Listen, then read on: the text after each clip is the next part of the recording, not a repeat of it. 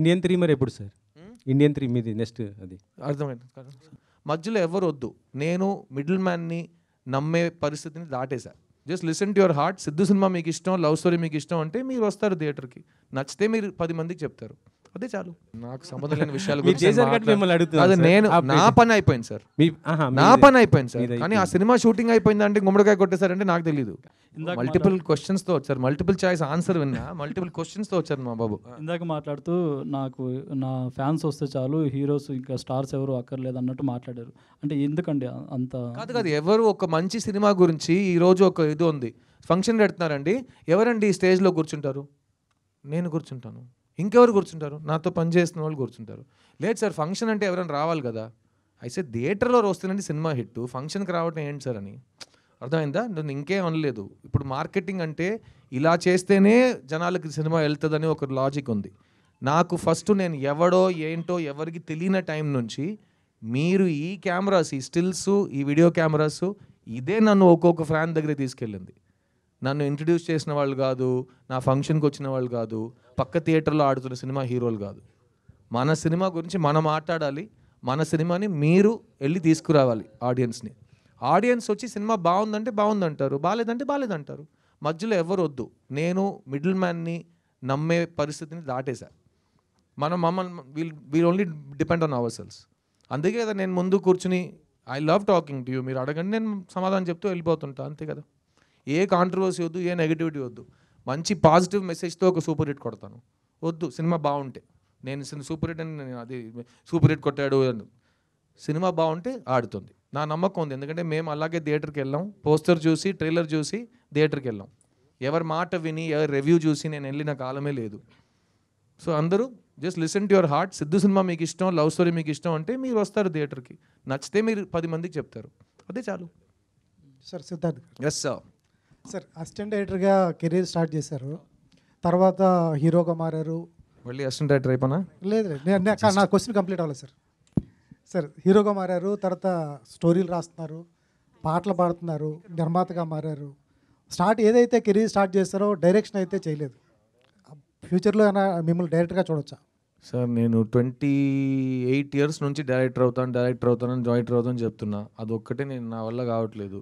So అది మీరు ఇప్పుడు డైరెక్షన్ చేస్తారని మీరు అడిగినా నేను ఏ సమాధానం చెప్పినా దానికి ఏదైనా వాల్యూ ఉందా? 25 years నుంచి నేను చెప్పిన దానికి వాల్యూ లేదు. నేను ఇంకా డైరెక్షన్ చేయలేదు. సో ఈ సినిమాలో అటుగా ఒక డైరెక్టర్గా నేను యాక్ట్ చేస్తున్నా, అలాంటి అవకాశాలు వదలకుండా.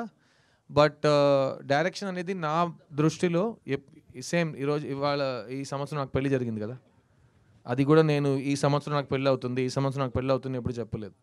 ఇప్పుడు అయ్యింది కదా దేవుడితో, మా అమ్మ నాన్న ఆశీర్వాదంతో. అలాగే ఏదో ఒక రోజు నేను డైరెక్టర్ అవుతా. దాని గురించి నేను ఆలోచిస్తే అది జరగదు సార్. అదే సార్ ఫస్ట్ నుంచి అదే సార్. ఎలా నాకు పెళ్ళి అవ్వాలని నా ఫ్యామిలీ వాళ్ళకి ఉందో అలాగే నేను డైరెక్టర్ అవ్వాలని నాకు ఉంది సార్. వాళ్ళ కళకు పూర్తయింది సార్, నాది ఇంకా బ్యాలెన్స్ ఉంది సార్. సో మీరు కూడా నా కోసం కొంచెం ప్రే చేసుకోండి.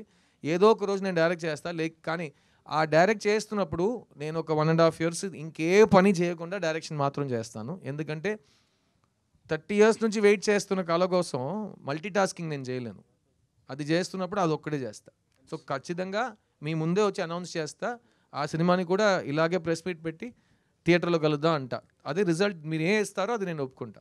That's my belief. డైరెక్టర్ గారు సార్ హీరో గురించి నేనే హీరో లేనని చెప్తున్నా. నేను హీరో గురించి నేను సినిమా రాస్తాను కాదు. నా సినిమాలో హీరో ఉంటాడా లేదా నాకు తెలియదు కదా. తెలియదు కదా, కథే తెలియదు నాకు. హీరో ఉంటాడా లేదా నాకెలా తెలుసు? ఏ హీరో అంటే నేను ఎలా ఆలోచిస్తాను? మ్యామ్ డైరెక్టర్ గారు, సో సిద్ధు గారు 10 yearsగా లవ్ స్టోరీస్ తీయట్లేదు. సో మీరు ఒక లవ్ స్టోరీ రాసుకున్నారు. సో ఈ లవ్ స్టోరీ సిద్ధు గారి దగ్గర తీసుకుని వెళ్తే ఖచ్చితంగా యాక్సెప్ట్ చేస్తారు అన్న ఒక కాన్ఫిడెన్స్ ఎలా అనుకున్నారు ఖచ్చితంగా యాక్సెప్ట్ చేస్తారని? ఒకటి జనవరిలో రిలీజ్ అవుతుంది, ఒకటి మార్చ్లో వస్తుంది, ఒకటి జూన్లో వస్తుంది. నేను ఈ డేట్ ఇది మిస్ అయితే కనుక నీకు నెక్స్ట్ వీక్ పుష్ప కానీ వేరే సినిమా కానీ వస్తున్నా, నేను ఈ డేట్ మిస్ చేసినా ఈ డేట్ నా జనవరికి వెళ్ళిపోతుంది, నా జనవరి సినిమా నా మేకి వెళ్ళిపోతుంది. అదంతా నాకు వద్దు. అర్థమైందా? ప్లస్ చిత్తా అనే సినిమా తర్వాత ఒక యాక్టర్ ఎలాగో 20 years నుంచి అతని దగ్గర వచ్చే ప్రాజెక్ట్స్లో బెస్ట్ సెలెక్ట్ చేసుకుంటాడు. ఇప్పుడు చిత్తా తర్వాత నాకు చాలా బెస్ట్ స్క్రిప్ట్స్ వస్తున్నాయి. ఎందుకంటే సడన్గా ఇతను మంచి యాక్టర్ కదా అని చాలామంది వేకప్ అయ్యారు. సో చాలా మంచిది, అందుకే విజయం సాధించాలి. ఎలాగైనా విజయం సాధించాలి. సో ఆ చిత్తా విజయం ఇచ్చిన బాధ్యత ఒకవైపు ఉంటే చాలా మంచి స్క్రిప్ట్స్ వస్తున్నాయి. అందులో 3 ఫస్ట్ 3లో ఫస్ట్ ఇది, ఫస్ట్ మిస్ యూ, సెకండ్ జనవరిలో టెస్ట్ అనే సినిమా వస్తుంది, నేను మాధవన్ నయనతార కలిసి నటించాం. దాని తర్వాత ఒక చాలా పెద్ద డైరెక్టర్ సినిమా మేము కంప్లీట్ చేస్తున్నాం, ఏప్రిల్ రిలీజ్ ట్రై చేస్తున్నాం నా బర్త్డేకి. సో అన్ని చాలా టైట్ 24-25 రెండు కూడా సో మీకు good సంక్రాంతి అయితే. అనేది ఎప్పుడు వచ్చినా నాది సార్ మరి రావాలని కోరుకుంటాం. ఇండియన్ 3 మరి ఎప్పుడు సార్? ఇండియన్ 3 మీది నెక్స్ట్ అది. అర్థమైంది? ఇండియన్ 3 ఎప్పుడు అనుకుంటున్నారు? తెలియదు సార్, నేను ప్రొడ్యూసర్ కాదు, డైరెక్టర్ కాదు, అంటే మీరు డిస్ట్రిబ్యూటర్ చేశారు కూడా కదా? కాదు, నాకు ఆహా, తెలియదు, అంటే నాకు మీరు- అస్సలు తెలియదు. అంటే మీరు అస్సలు ఇప్పుడు తెలీదు. మీరే చెప్పాలి, మీరు చాలా అప్ టు డేట్ లో ఉంటారు. కాదు సార్, అంటే ఇండియన్ 2లో Plus ఈ మధ్యలో చెప్పాను కదా, మళ్ళీ ఆ డేట్ నేను చెప్పలేదు, అది కూడా ఈ 3 ఫిల్మ్స్ మధ్యలో వస్తే నా సినిమాని తొక్కేస్తుందా నాకు అర్థం కాదు. చాలా డ్రామాటిక్ గా ఉంది, నాకు తెలియదు. షూటింగ్ మొత్తం కంప్లీట్ అయిపోయింది సార్. తెలియదు సార్, మీరు అడగండి సార్ వాళ్ళని, నాకు సంబంధం లేని విషయాల మీరు గురించి చేశారు కాబట్టి మిమ్మల్ని అడుగుతున్నాను అది సార్. నేను ఆ నా పని అయిపోయింది సార్, నా పని అయిపోయింది సార్, కానీ ఆ సినిమా షూటింగ్ అయిపోయింది అంటే గుమ్మడికాయ కొట్టేశారంటే నాకు తెలియదు. మీ క్యారెక్టర్ నా క్యారెక్టర్ నేను సినిమా కంప్లీట్ చేసేసాను. ఓకే, అది సార్ ఆ క్లారిటీ సార్. సిద్ధార్థ్ Yes, గారు, yes, sir. సిద్ధార్థ్ గారు హాయ్ అండి. సిద్ధార్థ్ గారు. సార్ అమ్మాయి సార్, ఎప్పుడు మేము అక్కడే ఫస్ట్ చూస్తాం సార్, డోంట్ మైండ్. 25 years అలవాటు సార్, థ్యాంక్ యూ. సిద్ధార్థ్ గారు, ఎప్పుడు లవ్ స్టోరీస్ అంటే మీకంటూ ఒక మార్క్ ఉంటుంది. మేబీ అమ్మాయిల్ని మీరు ప్యాంపర్ చేసినట్టు ఎవరు చేయరు సినిమాల్లో. ఒక నైట్ టైం ఐస్ క్రీమ్స్ తినడం కానీ, ఒక 24 గిఫ్ట్స్ ఇవ్వడం కానీ, సో ఒక గుర్ర బొమ్మ ఇవ్వడం కానీ, ఇట్లాంటివన్నీ మీ సినిమా వస్తున్నాయి అంటే అవన్నీ మేము మర్చిపోలేము అనమాట. సో ఈ మూవీలో మీకు నచ్చిన అమ్మాయికి ప్రపోజ్ చేశారు అని చెప్పేసి అన్నారు. సో ఇలాంటి ప్యాంపరింగ్ కానీ ఇలాంటి సీన్స్ ఏమన్నా మిస్ అవుతామా? ఈ సినిమాలో మీరు ఒక జంటలో ఏది అనిపిస్తుందో మీకు, అది మీకు ఒక ఆడదానిగా మీరు ఆలోచిస్తే, ఒక మగాడుగా అతను ఆలోచిస్తే, ఇద్దరిని సాటిస్ఫై చేసే ఒక కాన్సెప్ట్ ఇది.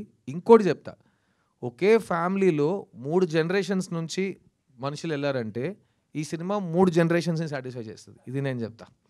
ఓకేనా? Because love is timeless. మా అమ్మ నాన్న ఎలా ప్రేమించారో అలాగే నేను మా పిల్లం ప్రేమించుకున్నాం, అలాగే రేపు మా పిల్లలు ప్రేమించుకుంటారు. సో వాళ్ళందరినీ కవర్ చేసి ఎవరిని హర్ట్ చేయకుండా చాలా పాజిటివ్ వైబ్రేషన్స్తో ఒక సినిమా ఇద్దామనే ఉద్దేశంతో ఈ సినిమా తీసాం. Thank you sir. Siddharth thank you. Siddharth గారు